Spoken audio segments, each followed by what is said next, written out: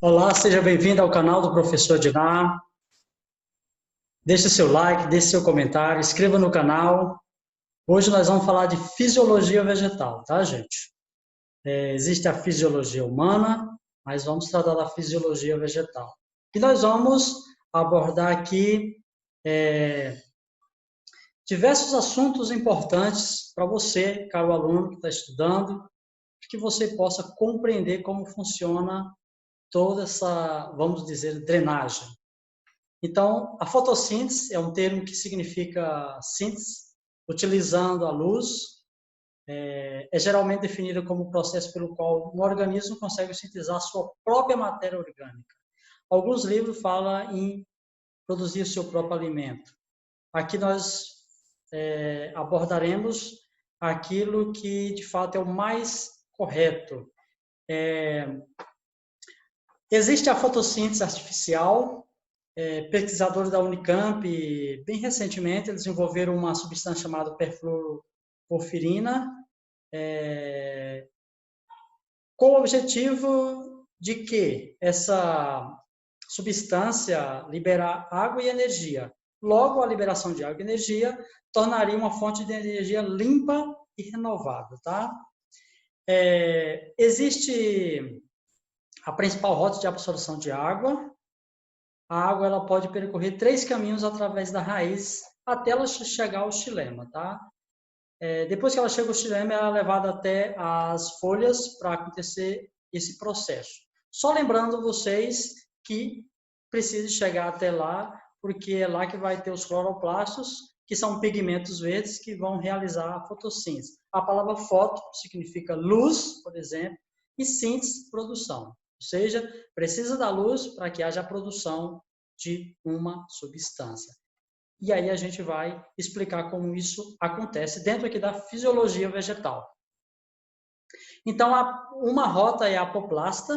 A água ela passa margeando, ou seja, na margem do protoplasto, via parede celular. Então, ela vai ali como se fosse só pelas beiradas, até chegar à via do qual tem o objetivo. E a simplasto, nesse caso, a água passa de protoplasto a protoplasto por meio de plasmodesmo, tá? E uma outra via que eu acabei colocando aqui, que é a transcelular. Nesse caminho, a água passa de célula a célula através da membrana celular. O que acontece é o seguinte, na via apoplasto, que nós vamos ver aqui, o que pode acontecer é o seguinte, essa via apoplástico. Observem aqui essa rota. Olha como a água e os sais minerais fazem. Ela vai nessa rota aqui, ó, vai aqui na parede celular, vai por fora, não passa dentro da célula. Ela vai aqui por fora. Primeiro ela vai passar na parte da epiderme, né, na casca aqui, né, entra na parte do córtex, e aí ela chega aqui na parte da endoderme. Na parte da endoderme, ela vai encontrar essas cristas, chamadas crista de Caspar, tá? Já outra via, a rota simplástica, observe que a água ela vai aqui por dentro da célula, pelo citoplasma, vamos dizer assim, ela vai passando aí até ela chegar de fato lá as cristas de Caspar, tá? Então, na rota apoplástica, ao atingir o endoderma, ela é bloqueada pelas estrias de Caspar. Por quê? Porque qual é o objetivo de que a água seja bloqueada aqui? Ela tem uma função importante nesse bloqueio, que é empregada pela suburina, né? Que essa suburina, na verdade, é uma substância impermeável à água e sais minerais. Então, se ela é impermeável, qual é o objetivo dela? É impedir substâncias tóxicas ou desnecessárias, tá? Já na outra via, na via simplástica, por exemplo, é a rota que a água alcança os tecidos vegetais, né? No caso, a gente está falando aí dos tecidos vegetais. Na aula anterior, nós já falamos desses tecidos vegetais. Pode entrar aqui no canal e dar uma pesquisada aí que vocês vão saber do que eu estou falando, tá? As proteínas de membrana permitem os sais minerais regulando sua composição química. Existem as proteínas essas proteínas transmembrânicas, vamos dizer assim, elas é quem faz esse carreamento de água e sais minerais, principalmente os sais minerais, né, para dentro, para que haja uma regulação da composição química. Então, nesse caso aqui, é interessante toda essa roda. E aqui a gente cai na teoria da tensão-coesão, por exemplo. Então, olha só o que acontece aqui nessa teoria da tensão-coesão. Conforme as folhas perdem água por sua transpiração, a folha transpira, tá, gente? Igual a gente, correu, tá ali correndo, vai transpirando, as folhas também vão transpirando. Suas células absorvem a seiva inorgânica dos vasos xilemáticos, provocando uma pressão de sucção que puxa a coluna líquida no interior dos vasos do xilema, tá? O que acontece é o seguinte, vamos imaginar que o vaso xilema é um cano, e aí nesse cano que leva água até as folhas, como é que a água vai subir? A folha transpira, mas como é que a água vai contra esse gradiente vai contra a gravidade, por exemplo? Porque descer é fácil. Agora, subir não é fácil. Então, isso vai criar-se uma pressão, por exemplo. Então, nesse caso aqui, vai acontecer alguns aspectos importantes no carreamento da água, a dezenas de metros acima do nível do solo, por exemplo. Então, vamos imaginar que uma árvore aí tenha seus 30, 40 metros, como é que essa água vai chegar até as folhas? Então, são interações químicas, ou seja, são as pontes de hidrogênio. Essas pontes de hidrogênio, por exemplo, são mantidas por eletronegatividade, quase que a palavra não sai, dos átomos de hidrogênio e oxigênio, entre as moléculas de água.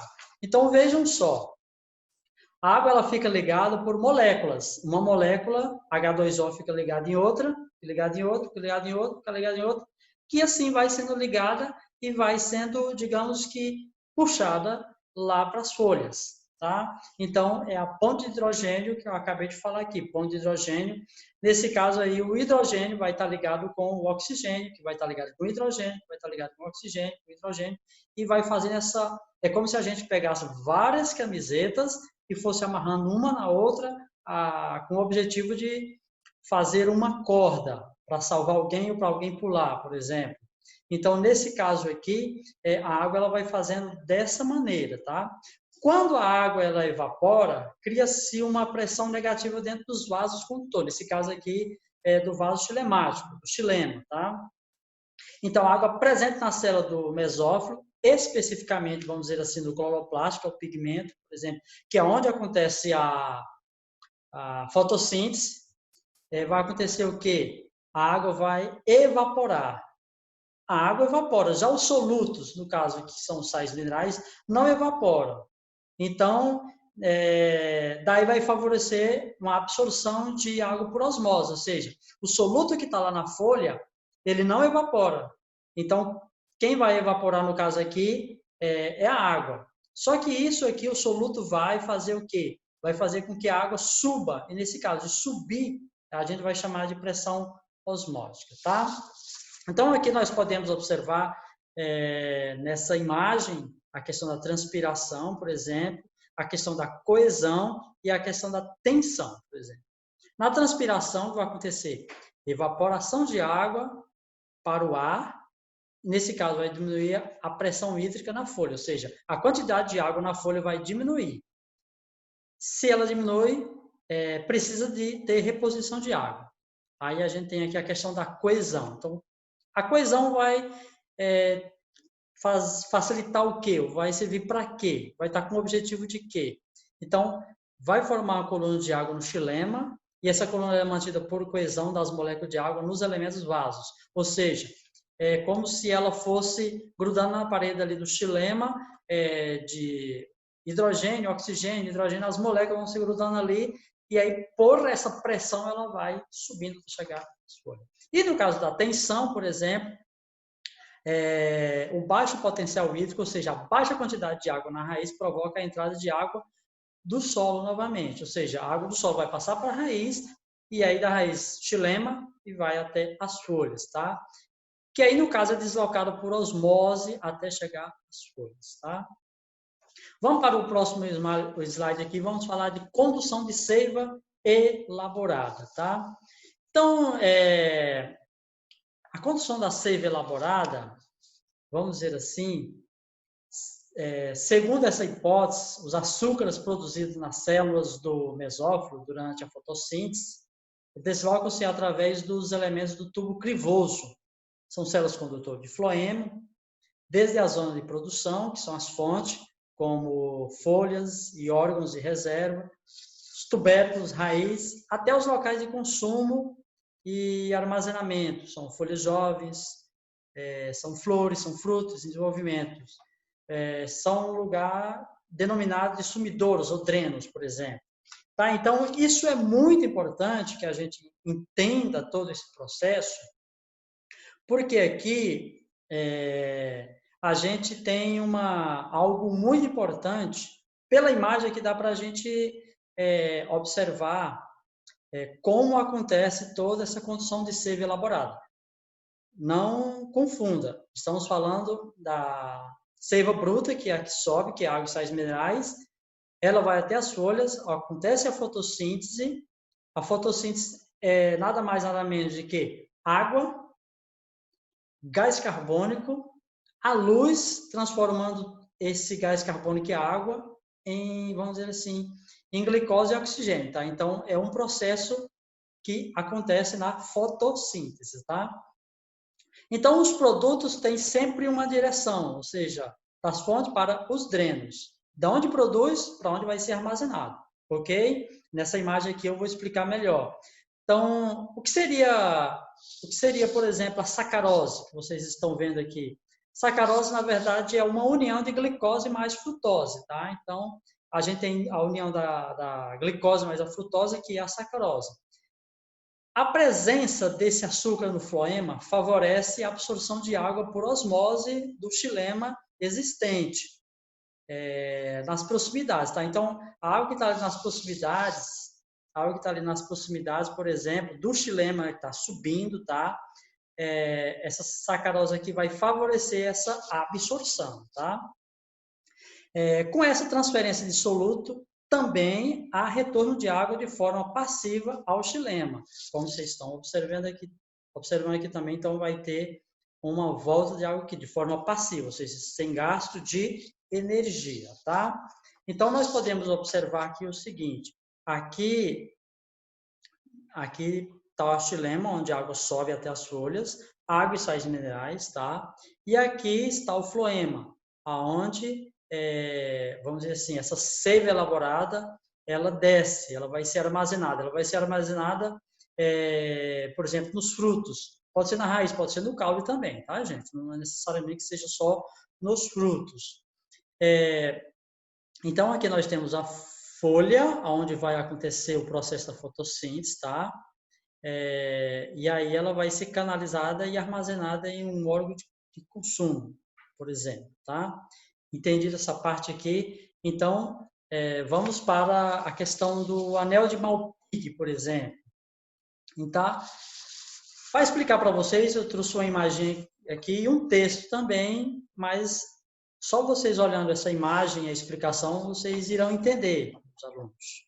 Então, hoje, é claro, o papel do floema como tecido condutor responsável pelo transporte de seiva elaborada, tá? Então, qual é o papel do xilema? Levar água e sais minerais até a folha. Qual é o papel do floema? Trazer toda essa seiva elaborada, que já está pronta para ser armazenada em algum lugar. Então, um leva, o outro traz. Por que anel de Malpighi? Porque foi o Malpighi, por exemplo, que fez esse descoberta. Então, o Malpighi inicialmente retirou um anel da casca de uma árvore adulta. Após a retirada, ele percebeu que, com o tempo, a região acima do corte ficou um pouco mais entumecida. Isso aconteceu porque novos tecidos foram formados graças ao acúmulo de substâncias ricas em nutrientes levadas pelo floema, que não conseguiu ultrapassar o local do corte. Então, aqui, Malpighi fez esse corte aqui, tirou esse anel, por exemplo, a casca, e aqui está o floema que passa aqui de volta, tá? O floema vai passar nessa parte mais externa, tá? A substância voltando por ali, tá? Não é só um não, são vários, tá? Em outra aula, lá nas angiospermas, quando nós falamos lá um pouquinho das angiospermas, eu acabei falando essa diferença de monocotiledônia e eudicotiledônia, e aí vocês podem observar a questão dos vasos, tá? Então, o que é que acontece com essa seiva elaborada quando faz esse anel? Observe aqui nessa segunda imagem que ela acaba, vamos dizer assim, engrossando essa parte aqui. Por quê? Porque acumulada que ela não passa para a parte de baixo, tá? Então, ela acaba acontecendo isso aí que chamou de entumecida, tá? Acabou inchando, tá? Então, a região chamada de casca em uma árvore adulta é composta principalmente de periderme e floema, ou seja, todos os tecidos que estão dispostos externamente ao câmbio vascular. Tá? É interessante a gente notar que com a remoção da casca durante a chuva, causa a morte com mais facilidade.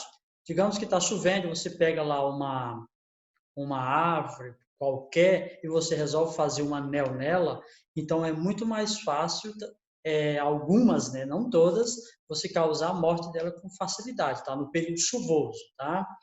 Isso ocorre por causa da escassez de nutrientes orgânicos para a célula da raiz, tá? Então, o que foi produzido na folha acaba não chegando até a raiz, por exemplo, a região ali de baixo, porque foi interrompido por esse anel que foi feito.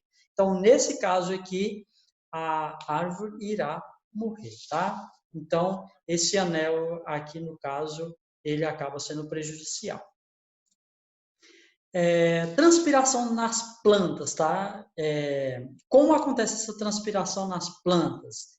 Bom, gente, a gente sabe que a gente corre e acaba suando. Isso para quê? Para qual motivo? Por que isso acontece? Ora, para a gente manter a questão da temperatura. E as plantas? Bom, o que acontece aí na transpiração nas plantas é o seguinte: a transpiração ocorre em qualquer parte da planta que esteja acima do solo, tá? Pode acontecer até mesmo na raiz, que esteja acima do solo, no caule, e principalmente essa transpiração acontece nas folhas, tá? A transpiração estomática, que é aquela transpiração que vai acontecer nos estômatos, ocorre em duas etapas. Evaporação da água, que está presente na superfície da parede celular da célula, que circulam os espaços intercelulares das folhas. E dois, vapor de água difunde-se para a atmosfera pelos estômatos. Aqui nessa imagem a gente pode observar todo esse processo aí de transpiração nas plantas. Quero explicar para vocês. Então, mas só que antes da gente entender toda essa transpiração, nós devemos entender o seguinte: professor, como as plantas elas fazem essa adaptação para que elas não transpirem demais? Olha, existem adaptações para evitar perda de água.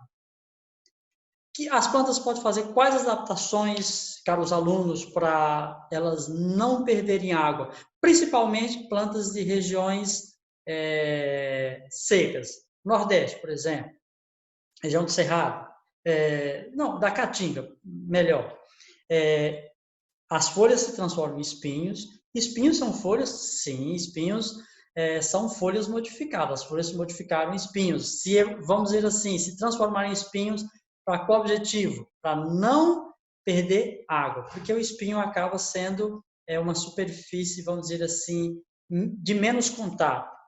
Também caem as folhas, as árvores do Nordeste, elas caem as folhas, por isso que é chamada de caatinga, porque nesse período, por exemplo, período aí, vamos dizer, a partir de, isso depende de região, tá? Mas vamos dizer assim, de julho, agosto, setembro, outubro, por exemplo, você vai ao Nordeste, ali na região de Bahia, Piauí, Ceará, por exemplo, a caatinga, ela está como se estivesse morta, por exemplo, porque o mameleiro, por exemplo, canafista e etc., ela cair uma folha, um umbu, por exemplo, eu tenho um pé de umbu aqui em casa, e nessa época ele está ali sem folha. Então, quem vier aqui em casa, por exemplo, eu mostrar um pé de umbu, a pessoa vai dizer, nossa, mas está morrendo, você não magoou. Não, não é isso.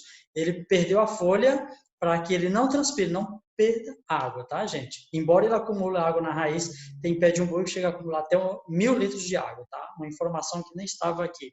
E outra coisa, essa folha ela ficar grossa, tá? Então, é uma forma dela não perder água. A transpiração ocorre por estômatos, tá? Isso já acabei falando para vocês.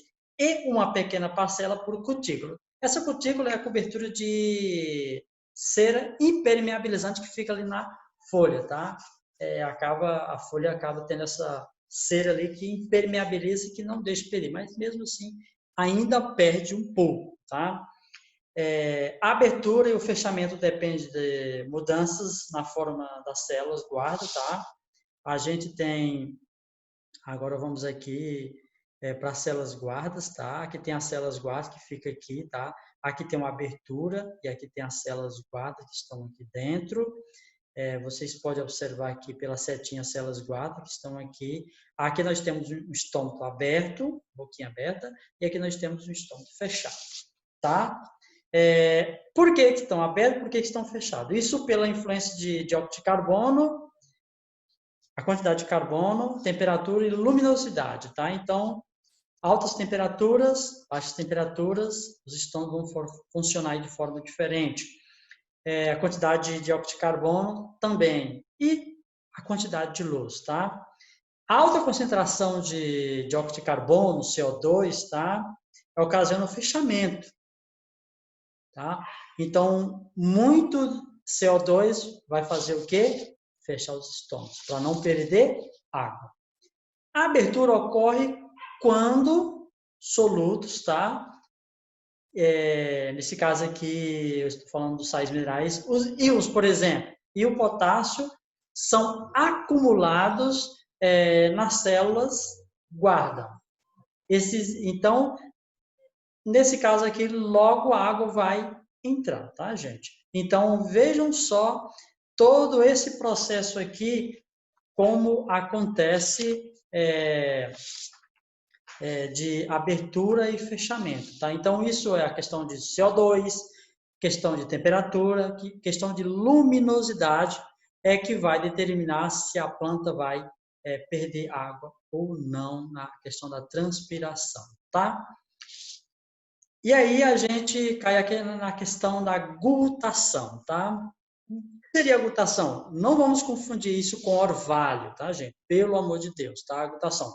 Aqui nós temos uma imagem aqui ao lado, que numa planta que está questão da glutação.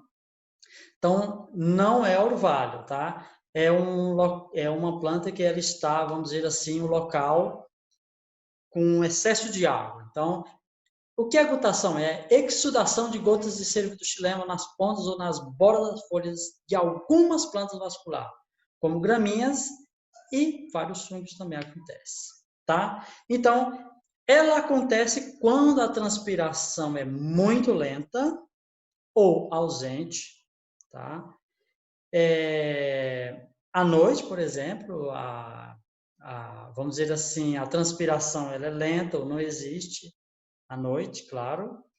E é um fator aonde vai acontecer também a questão de locais úmidos, chove muito, muita água, tá?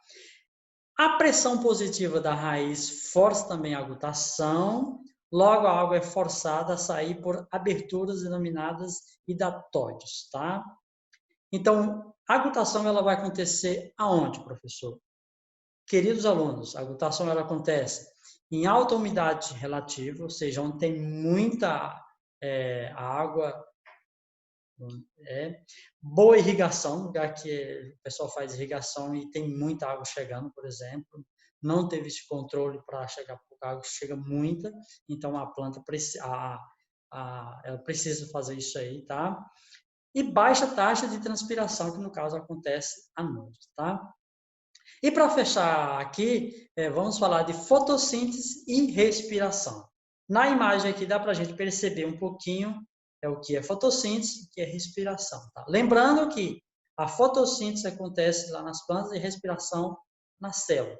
E aí, no caso da célula, acontece, vamos dizer assim, na vegetal e acontece também na animal. Respiração celular, tá? Mas a fotossíntese em animais, não, tá?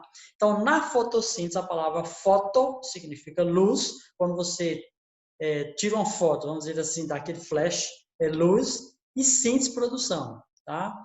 Os organismos produtores, que são, no caso, as plantas, tá? Captam energia luminosa através de molécula denominada cloroplastos, tá? Lá nas folhas, por exemplo, tem esses pigmentos denominados cloroplastos, que estão ali para fazer essa captura de luz. Já a respiração celular apresenta como produto final gás carbônico, ou seja, a respiração celular ela libera gás carbônico. A fotossíntese ela pega o gás carbônico e converte em oxigênio, tá? Nesse caso aqui, esse produto da respiração celular serão utilizados pelos organismos produtores, no caso as plantas, vão pegar aí, por exemplo, o gás carbônico, a água, e vai utilizar na fotossíntese. Nós pegamos a fotossíntese e vamos utilizar na respiração celular, tá? Então, nós sabemos que a forma da glicose é o C6, aqui, tá? C6H12O6, ou seja, são 6 carbono, 12 hidrogênio e 6 oxigênio, que é a glicose, tá? Mais o oxigênio, tá? Ocorre nas células mesofoliar, tá? No caso, a fotossíntese, tá? Especificamente nos cloroplastos, claro que são os pigmentos verdes, tá? A fotossíntese ela é influenciada por luminosidade, claro, por luz, por exemplo.